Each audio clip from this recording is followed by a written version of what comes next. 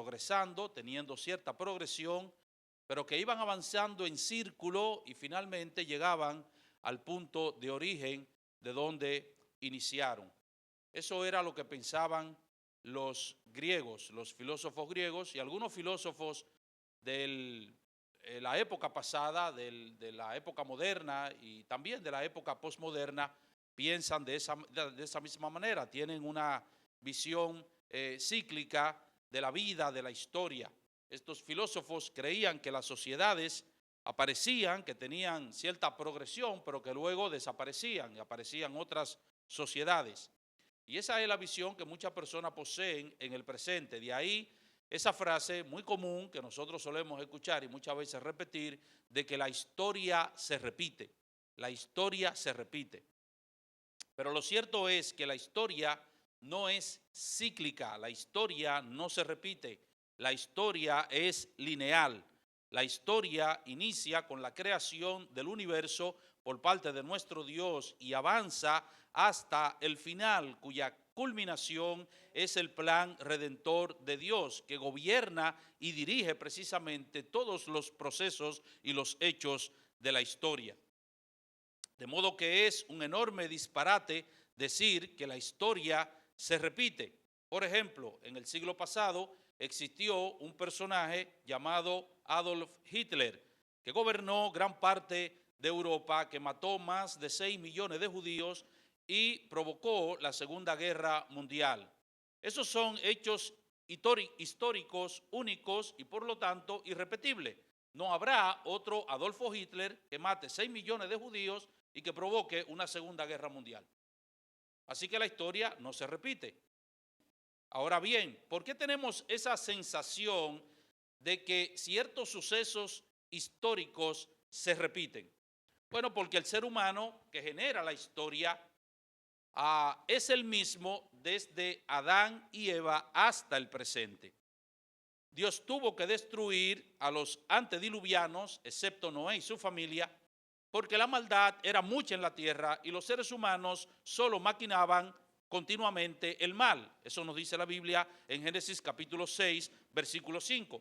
Los hombres y las mujeres siguen siendo tan malos como lo fueron a los que vivieron antes del diluvio, porque la maldad sigue siendo la misma.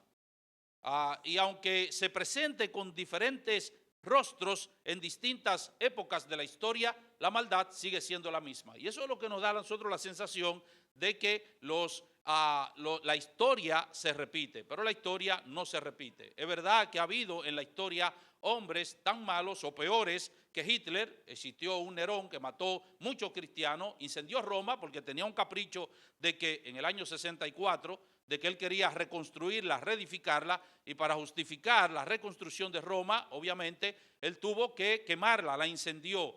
Y cuando eso generó un gran descontento en la población, él culpó a los cristianos y desató una persecución en contra de los cristianos y mató a un reguero de cristianos. Este era un hombre cruel, sanguinario, era un emperador también, pero no es un Adolfo Hitler, es Nerón. Nerón es Nerón, Hitler es Hitler, Mussolini fue Mussolini, Lenin fue Lenin, etcétera, etcétera.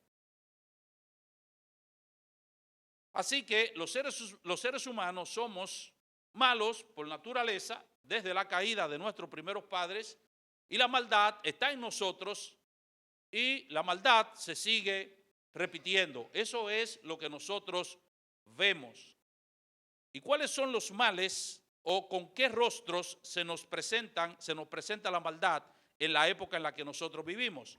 ¿Cuáles son los males de la época que amenazan con destruir la familia?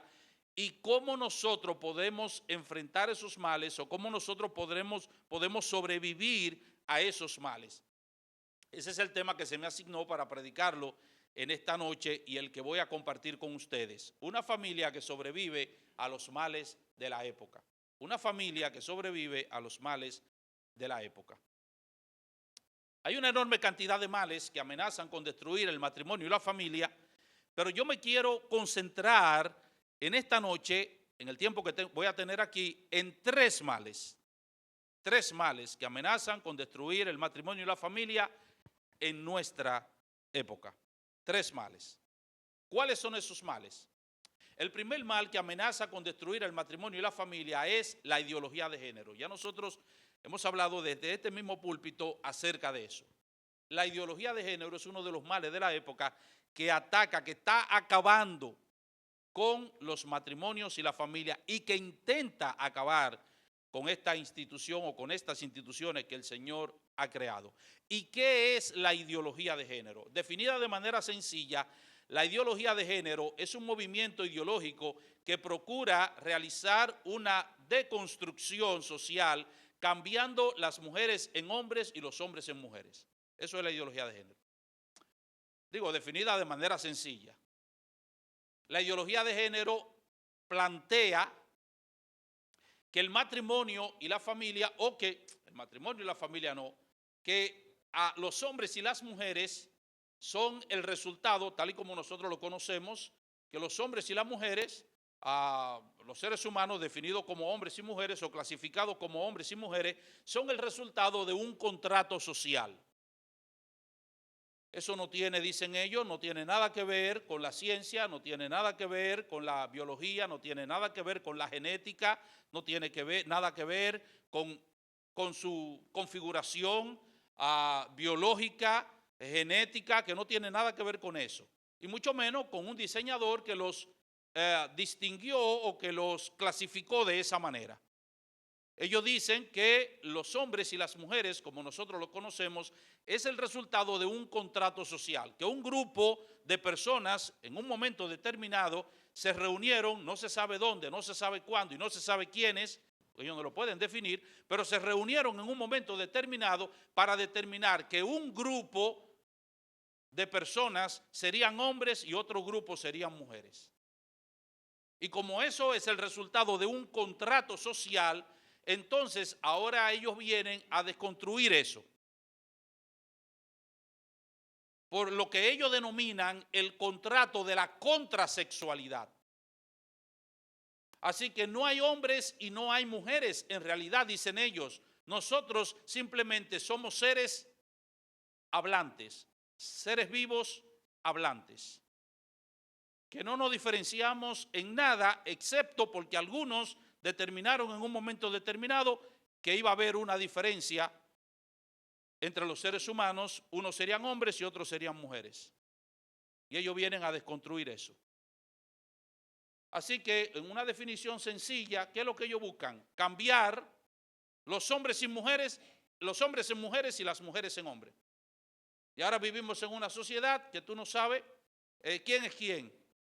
Y hay países ya donde hay legislación, obviamente, porque tienen que hacer eso a través de legislaciones, porque el hecho de que tú te percibas, te autopercibas, tú siendo un hombre, te autopercibas una mujer, eso es un problema tuyo.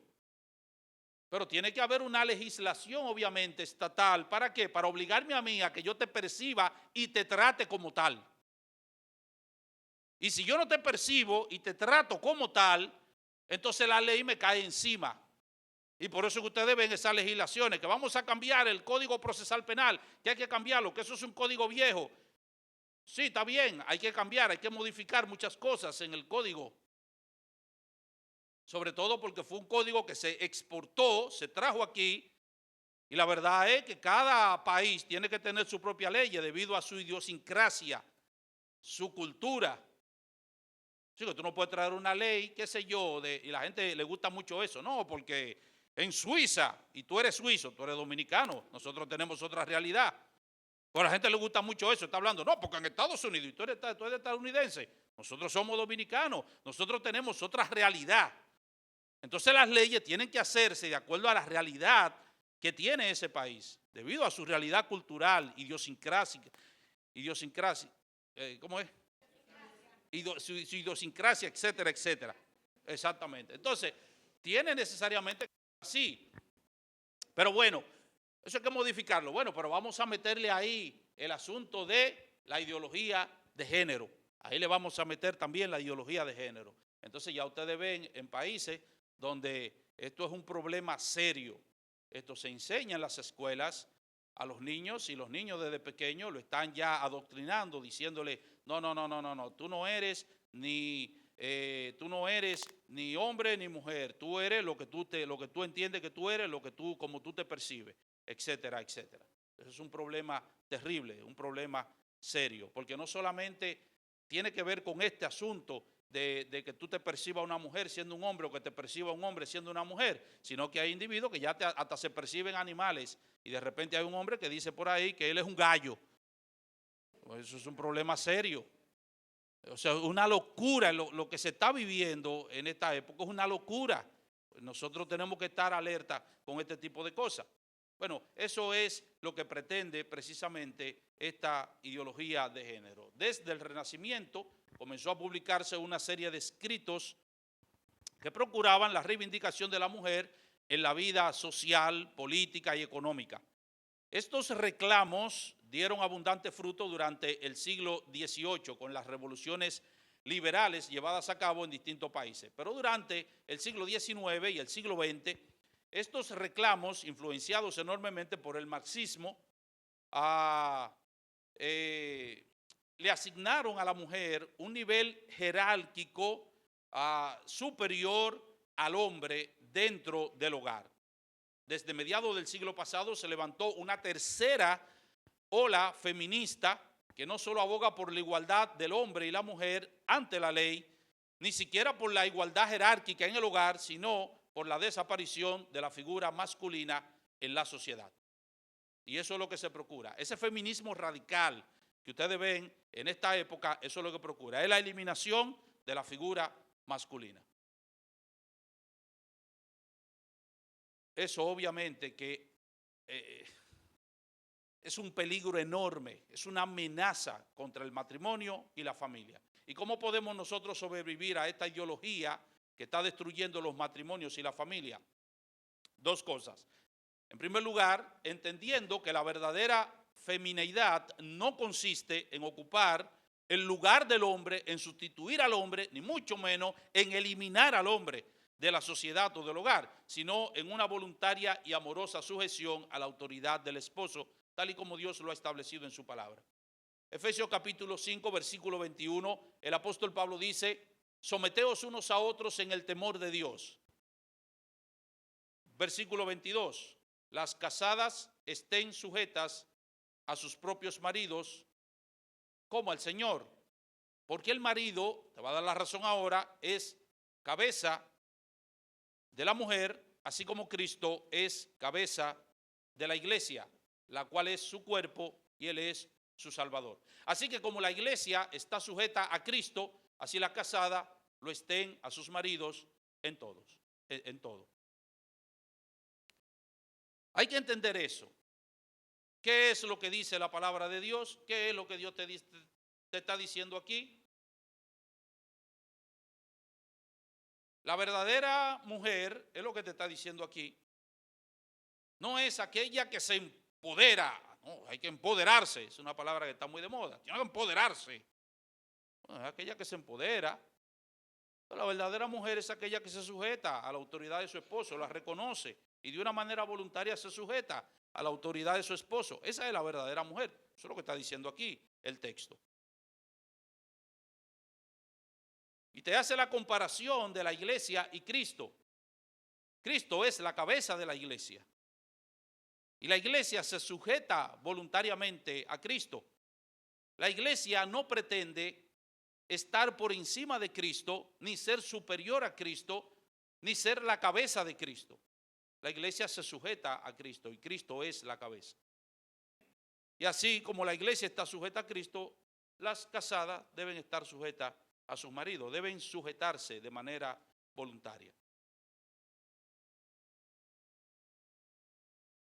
Permítanme aclarar que esta sujeción de la esposa a su esposo no significa inferioridad.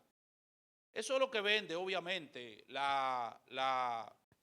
el feminismo radical, eso es lo que vende.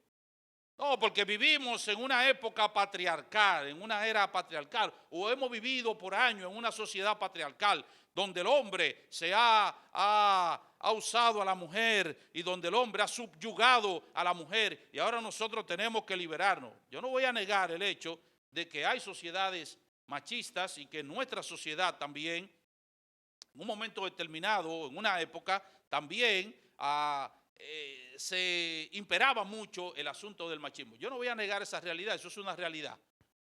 Si usted vive en una cultura musulmana, usted se va a dar cuenta, por ejemplo, que en un país musulmán la mujer tiene poco valor. Si usted hubiese vivido en la Grecia clásica y hubiese vivido también durante la época del Imperio Romano, se hubiese dado cuenta que la mujer no tenía mucho valor tampoco. De hecho, para los que no saben, no conocen historia, el cristianismo fue que reivindicó a la mujer en la sociedad. En esas sociedades, el cristianismo. Si ustedes me acompañan a Gálatas, Gálatas está ahí mismo al lado, Gálatas, solamente citarle un pasaje, Gálatas.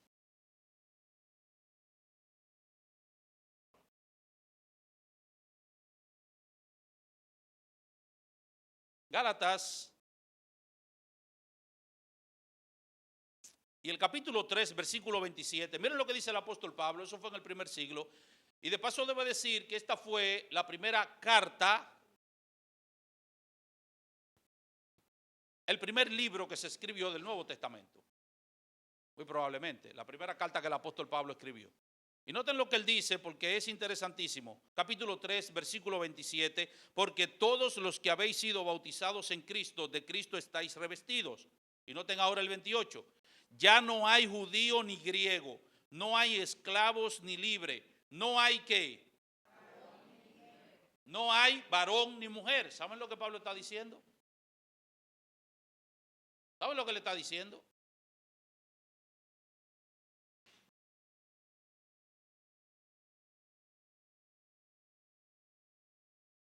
Porque todos vosotros sois uno en Cristo. Aquí no hay diferencia en cuanto a privilegios, en cuanto a superioridad. No, en Cristo no. No es que los judíos estén en una posición más privilegiada que los gentiles, que los griegos. No, claro, aunque muchos cristianos creen que sí. Y andan por ahí diciendo que sí. No, si los judíos no se convierten, están presos, igual que los gentiles. Tienen que convertirse. Eso no tienen ningún privilegio por encima de nadie. El judío tiene que convertirse como tiene que convertirse el dominicano.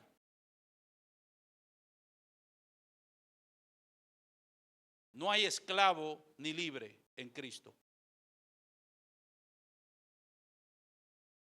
En Cristo, el libre no tiene una posición superior sobre el esclavo en Cristo. Y el hombre no tiene una posición superior con relación a la mujer. Es el cristianismo el que reivindica a la mujer. Porque el cristianismo coloca a la mujer donde debe estar y le da a la mujer el sitial que Dios le da. Y le da a la mujer la importancia que Dios le da. Es el cristianismo que hace eso. El cristianismo evangélico. Aunque digan que no, aunque digan que los cristianos son machistas, que los evangélicos son machistas. Eso no es así. Así que esto no significa superioridad. El hecho de que sea cabeza no significa que la mujer es inferior, que la mujer es menos digna que el hombre, que la mujer es menos inteligente que el hombre, que la mujer sea menos capaz que el hombre. Tampoco. No tiene nada que ver con eso. La sujeción de la esposa a su esposo tampoco se trata de servilismo. Las esposas no son nuestras esclavas, son nuestras compañeras y compañeras extraordinarias que Dios nos ha provisto para nuestro bienestar y nuestra felicidad. Por eso fue que cuando Dios creó a Eva de la costilla de Adán, cuando Adán despertó de la cirugía y vio a Eva, Adán no dijo, oh, he aquí ahora mi esclava. No, ¿qué dijo Adán? Wow, ahora sí, esto es ahora hueso de mis huesos y carne de mi carne. Esta será llamada varona, será llamada Isha, porque del Ish fue tomada, del varón fue tomada. Es igual que yo, dice Adán. Eso es lo que él dice. Así que lo primero es que nosotros tenemos que entender cuál es el rol de la mujer una mujer de verdad. Eso es lo que tenemos que entender. No se lleven por ahí de esas ideologías que viven la gente promoviendo en el mundo y en la iglesia. En segundo lugar, la verdadera masculinidad del esposo consiste en ser un líder amoroso. Él es la cabeza, pero no para maltratar a su mujer, para subyugar a su mujer, no, es para amar a su mujer. Efesios 5:25, maridos, amad a vuestras mujeres, así como Cristo amó a la iglesia y se entregó a sí mismo por ella, para santificarla, habiéndola purificado en el lavamiento del agua por la palabra de Dios, o por la palabra, a fin de presentársela a sí mismo una iglesia gloriosa, que no tuviese mancha ni arruga ni cosas semejantes, sino que fuese santa y sin mancha. Así también los maridos deben amar a sus mujeres como a sus mismos cuerpos. El que ama a su mujer, a sí mismo se ama, porque nadie aborreció jamás a su propia carne, sino que la sustenta y la cuida, así como Cristo a la iglesia. ¿Qué es lo que te está diciendo ahora? Tú eres la cabeza del hogar, pero que para mandar, para subyugar, para abusar, no, para amar a tu esposa, para liderar a tu esposa como Cristo lidera a la iglesia. Eso es una verdadera cabeza. El liderazgo amoroso se entrega incondicionalmente. Amad a vuestras mujeres como Cristo amó a la iglesia y se entregó a sí mismo por ella. Tiene que sacrificarte, tiene que entregarte por tu esposa, tiene que darlo todo por ella. El liderazgo amoroso es purificador para santificarla, a fin de presentársela a sí mismo como una iglesia gloriosa, que no tuviese mancha, ni arruga, ni cosa semejante, sino que fuese santa y sin mancha. Yo no sé para qué me casé con esta mujer, con toda esta maña que tiene. Si yo hubiese sabido, no me caso con ella. No, te casaste con ella, ¿sabes para qué? Para purificarla, a fin de presentártela a ti mismo como una iglesia gloriosa, como una mujer gloriosa, una esposa gloriosa, que no tuviese mancha ni arruga ni cosa semejante. Es para que trabaje con ella. Para eso fue que te casaste con ella, para ayudarla a crecer, para ayudarla a superarse. Para eso, ese es tu trabajo. Eso es un liderazgo amoroso. El liderazgo amoroso es proveedor. Versículo 29. Porque nadie aborreció jamás a su propia carne, sino que la sustenta. El esposo que ejerce un liderazgo amoroso provee para las necesidades físicas, emocionales, psicológicas, sociales y espirituales de su esposa. Lo que pasa es que la gente cree, los esposos creen que nada más es arroz con habichuela. Pues ellos creen como que tienen un gato en la casa o un perro en la casa. No. Esa esposa, esa mujer no solamente tiene necesidades físicas, no solamente necesita arroz y habichuela, no solamente necesita un vestido y un par de zapatos, no solamente necesita eso. Y el hombre dice, yo no sé qué es lo que esta mujer se queja tanto, porque a ti no te falta la comida, a ti no te falta nada, pero que no te falta qué. Porque la gente cree que es solamente, muchos hombres, arroz con habichuela, y así nosotros fuimos creados.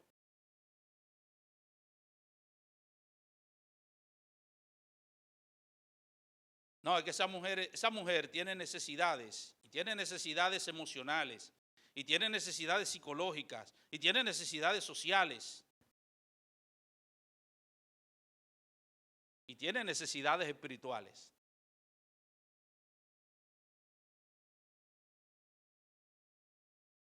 Que esta mujer sí habla, sí, porque ella tiene esa necesidad. Oye, pues tú no te callas, mi amor, porque ella tiene esa necesidad, tiene la necesidad de hablar, y que le escuchen, y que conversen de cosas que tú no quieres hablar, ni te interesan. Pero ella tiene esa necesidad. ¿Entienden? Pero bueno, el liderazgo amoroso es protector, sino que la sustenta y la cuida, como Cristo a la iglesia. El líder amoroso protege a su esposa, la protege del maligno, la protege de otras personas, la protege de ella misma, la protege de su familia, la protege de él mismo. ¿Cómo así, pastor? Sí. Muchas veces nosotros los esposos somos los que tendemos a hacerle más daño a nuestras esposas. Tienes que proteger a tu esposa de ti mismo. Tienes que protegerla de ella misma. No, que yo subo el botellón. No, no me le ponga la mano a ese botellón, déjamelo a mí. No me le ponga la mano al botellón, déjamelo a mí. Porque además usted sabe que la esposa, cámbiame el bombillo, cámbiame el bombillo, cámbiame el bombillo. Cuando usted viene, usted le encuentra encaramada en una cuestión, en una silla, cambiando el bombillo. Porque se desesperan y son desesperadas. Por naturaleza son así, dice el hermano. Usted tiene que protegerla de ella misma. Protéjala de su familia. Familias que no son buenas y familias que hacen daño. Tanto de parte suya como también de parte de ella misma, de su familia. Tiene que protegerla. El liderazgo protege, cuida. Eso es lo que hace. El segundo mal que está destruyendo nuestras familias es el materialismo promovido por algo que se ha denominado la teología de la prosperidad. Eso promovido dentro de las iglesias, porque allá afuera no se promueve de esa manera, pero el materialismo está acabando también con los matrimonios y la familia. Alguien dijo que las riquezas materiales no constituyen el 100% de nuestra felicidad, que el otro 2% lo constituye el amor.